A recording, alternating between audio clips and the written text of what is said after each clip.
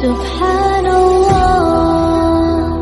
سالم بن عبداللہ نے ابن عمر رضی اللہ عنہم سے خبر دی، انہوں نے کہا کہ میں نے نبی کریم صلی اللہ علیہ وسلم کو یہ کہتے سنا کہ تم میں سے ہر شخص نگہبان ہے، اور لیث نے اس میں یہ زیادتی کی کہ یونس نے بیان کیا کہ رزیق بن حکیم نے ابن شہاب کو لکھا، ان دنوں میں بھی وادی القریٰ میں ابن شہاب کے پاس ہی تھا کہ کیا میں جمعہ پڑھا سکتا ہوں۔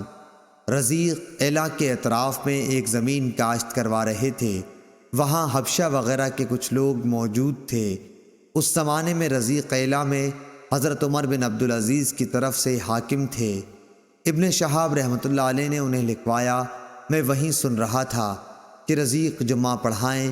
ابن شہاب زریق کو یہ خبر دے رہے تھے کہ سالم نے ان سے حدیث بیان کی کہ عبداللہ بن عمر رضی اللہ عنہ نے کہا کہ میں نے رسول اللہ صلی اللہ علیہ وسلم سے سنا، آپ نے فرمایا کہ تم میں سے ہر ایک نگران ہے اور اس کے ماتحتوں کے متعلق اس سے سوال ہوگا۔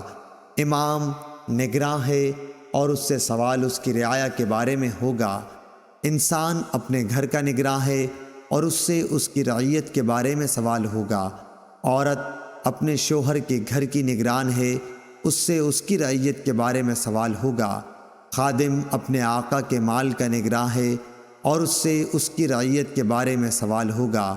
ابن عمر رضی اللہ عنہ نے فرمایا کہ میرا خیال ہے کہ آپ صلی اللہ علیہ وسلم نے یہ بھی فرمایا کہ انسان اپنے باپ کے مال کا نگراں ہے اور اس کی رعیت کے بارے میں اس سے سوال ہوگا، اور تم میں سے ہر شخص نگراں ہے اور سب سے اس کی رعیت کے بارے میں سوال ہوگا۔